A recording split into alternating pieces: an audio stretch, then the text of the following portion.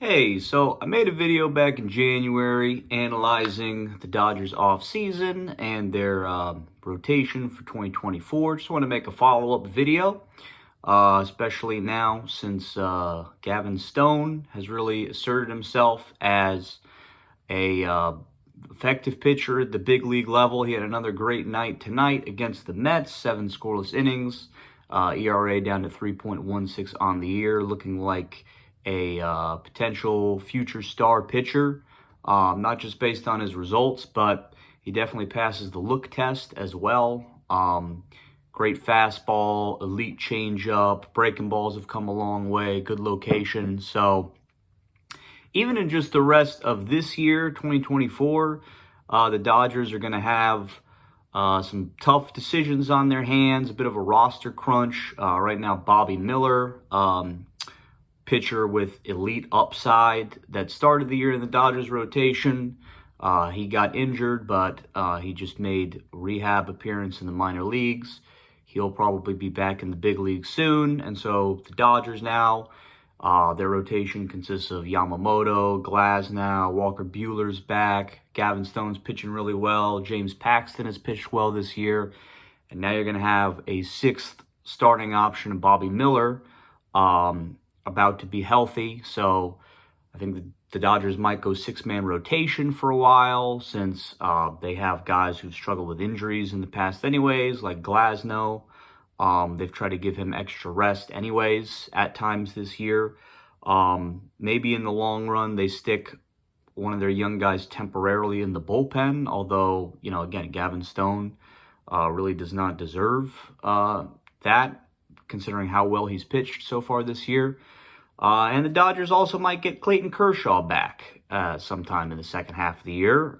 People might forget they signed him to a 2-year deal in the offseason, so if he comes back, that just complicates things even more.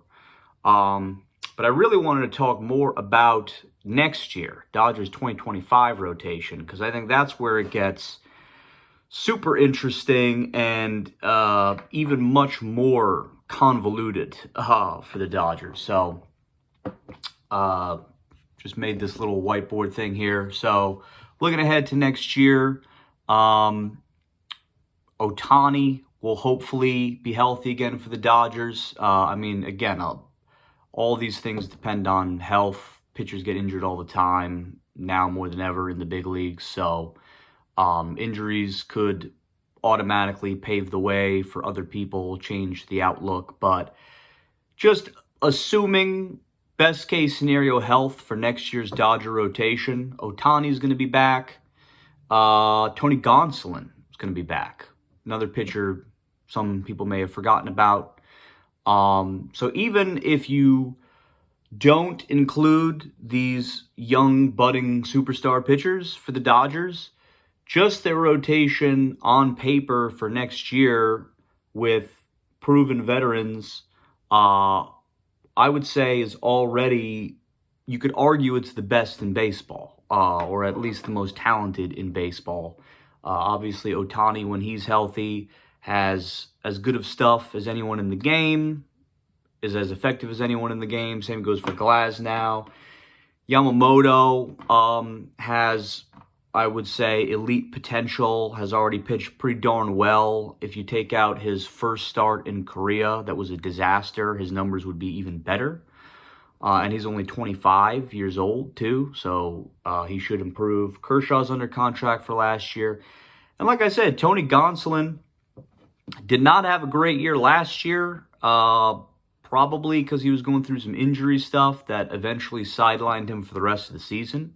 But the year before that, he was an all-star and would have gotten Cy Young votes had he had more starts. He had a 2.16 ERA. Throughout his career, when healthy, he has been one of the best pitchers in baseball. So he's under contract for 2 more seasons. If I had to guess, the Dodgers will probably trade him in lieu of guys who are under contract for longer. But again, he's going to be an option. The Dodgers have also been connected to young Japanese pitcher named Roki Sasaki. Don't know if I'm pronouncing that correctly, but He's probably the best pitcher in Japan right now. Some scouts have said he has maybe as much potential or more potential than any Japanese pitcher who's ever come to the States. He's only 22 years old, throws 100 miles an hour, has a nasty splitter. So I'd be shocked if the Dodgers don't make a run at him. There have been articles posted recently that they think he might be coming to the America next year to pitch in the big leagues. And considering that they already have two of the biggest young pitching superstars in Japan, and, you know, tons of money to spend, it'd be kind of surprising if they didn't at least make a run at him. So that could that could muck things up even more. But even if you don't assume the Dodgers signing Sasaki or some other big-name pitcher, again, they still have, on paper, 5 great options for next year. And then Gavin Stone, who's now pitching at an elite level, and Bobby Miller, who has pitched really well and has as much potential as any young pitcher in the big leagues. I mean, his stuff is absolutely ridiculous. They're probably not, I'd be shocked if the Dodgers re-signed Walker Buehler next year, just given how many options they have. He is a free agent. But that's another thing that they could do. They could try to get him back on a cheap one-year deal. He might want to have one full great season before he hits the free agent market, since he lost all of last year due to injury. So far doesn't look entirely like himself this year. But if Buehler goes, you still have 7 legit options for next year. And, you know, I'll write a few more names. I mean, here you got Dustin May, who might be healthy by the end of this year. He's under contract again for next year. I'm writing really poorly while trying to keep it in frame. But Emmett Sheehan, and then Landon Knack, another really promising young pitcher for the Dodgers. He's made 4 starts this year. All 4 of them have been great. So yeah, I mean, to call the Dodgers pitching options for the upcoming years an embarrassment of riches would be a bit of an understatement. I mean, it's as talented a list of guys as I've ever seen in baseball for one team. Dustin May, long history of injuries, hasn't been able to hold up as a starting pitcher, so there's a good chance they'll try to either convert him into a reliever or trade him. Emmett Sheehan just got Tommy John surgery, so he won't be back until late next year at best anyways, but he has crazy upside, crazy stuff, pitched really well last year, looked like, like Stone and Miller, like another potential young superstar pitcher. And then, Landon Knack has debatably less high upside. At least that's what his scouting report has always said. But he's gotten great results at the big league level so far. He's definitely a guy who can pitch.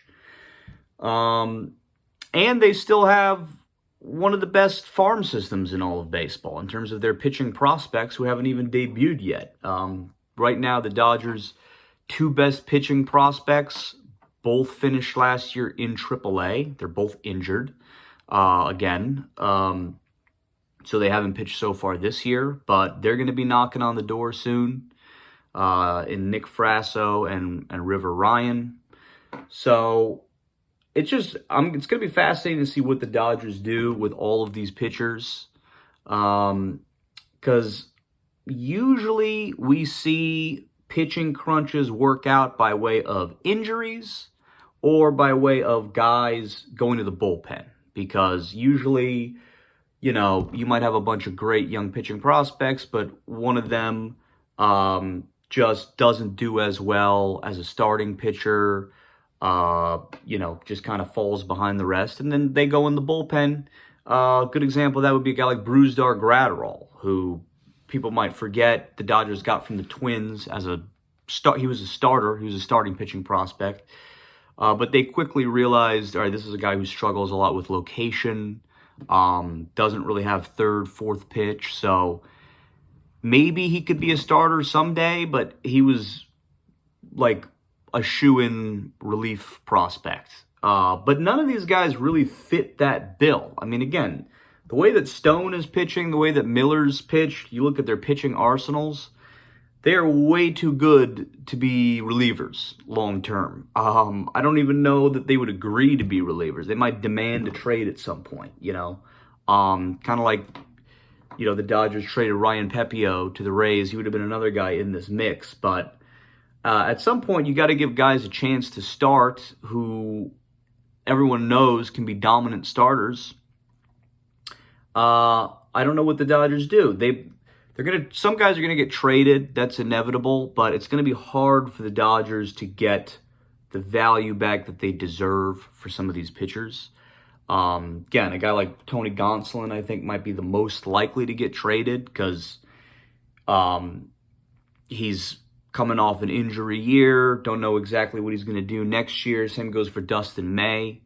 And they don't have that many years on their contract left anyways, whereas Stone and Miller and Knack and these guys could be around for a long time.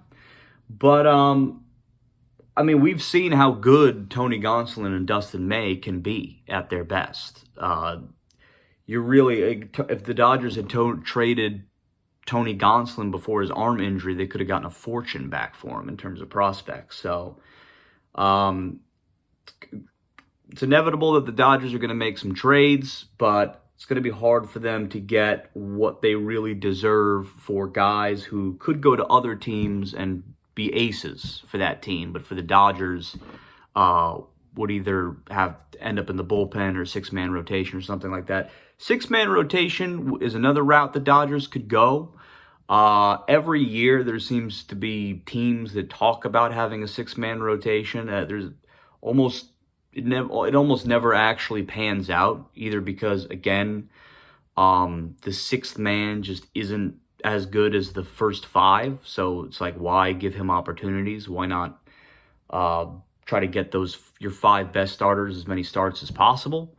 Or because of injuries or what have you. But if any organization is ever going to have a sustainable six-man rotation in the near future, it probably would be the Dodgers. And it would kind of work, too, in terms of them trying to take care of some guys who've had injury histories. Shohei Ohtani, 2 Tommy John surgeries. Tyler Glasnow, a bunch of injuries. Kershaw, a bunch of injuries. Young guys who you might, you know, want to have innings limits on them. So, and if they sign a guy like Roki Sasaki, they could go six-man rotation and actually have 6 guys that are great enough to all deserve consistent starts. And it would also allow them to hold on to a guy who they might have to get rid of otherwise. So that's an option for them. But bigger picture, to me, this really points at league expansion. I mean, expands teams, those have been discussed in recent years anyways. There have been talks of maybe a city like Las Vegas having a baseball team, maybe Montreal getting another baseball team again, but there's already been talks of expanding the league because of how much money there is and how much talent there is in the game. But I think that, you know, the issue with expansion is always, are the new teams going to be talented enough to hold up with the 30 teams that are already there? Do you dilute the talent pool too much? And I just think this Dodgers rotation and really their roster on a whole points to how much talent there is in the game of baseball today. Just so many freakishly talented young pitchers coming into the league, throwing triple digits with crazy good breaking balls. They have 4, 5, 6 pitch arsenals. I mean, stuff that used to be a novelty 10 years ago now is commonplace. And this is despite the fact that, you know, the Dodgers have traded some young pitchers away to other teams already, like Ryan Pepio, Clayton Beeter, top 10 pitching prospect for the New York Yankees, guy they could have held on to. Nick Nastrini just made his debut with the White Sox. So they're already like gifting their talents away to other teams. And also, like, they had Trevor Bauer and Julio Urias. You know, I mean, we know they're unfortunate situations, but I mean, it's crazy to think that they have this much of a glut of talent despite those guys. Yeah, they would have hit the free agent market by now anyways, but they maybe could have gotten offered them a qualifying offer and gotten a draft pick back for them. So Julio Urias, Trevor Bauer, two of the best pitchers in all of baseball. They're not even in the league anymore for now, and the Dodgers still have the situation going on. And they still have a good amount of money to spend. I mean, they're towards the top of the league in payroll. But the Mets have a higher payroll. The Yankees have a higher payroll. It's not like the Dodgers are blowing their payroll through the roof to have all of this talent. Some of that is also because Shohei Ohtani was gracious enough to defer basically his entire contract. So that's a big part of it as well. But the Dodgers will be losing guys in free agency next year. Teoscar Hernandez, Walker Buehler, James Paxton. They'll have money to spend too. So, yeah, just going to be fascinating to see what becomes of all these pitchers and the league in general. How soon we might have expansion teams and some of these guys who are being buried on the best teams in the league could be frontline starters for expansion teams, or at least be competitive with them. And then also it points to arm injuries too. I mean, there's no secret that arm injuries are at an all-time high, and you see a lot of arm injuries with these freak guys like Ohtani and Glasnow and Sheehan and May and Miller, who throw 100 miles an hour with nasty breaking balls. It's like, okay, it might be one thing for guys to have that much talent, but how sustainable is it physically to be, throwing 40, 92 mile an hour sliders a game? It'll be, interesting to see how many of these guys can stay healthy for long enough to reach their full potential. But, yeah, for now, it's a good problem for the Dodgers to have.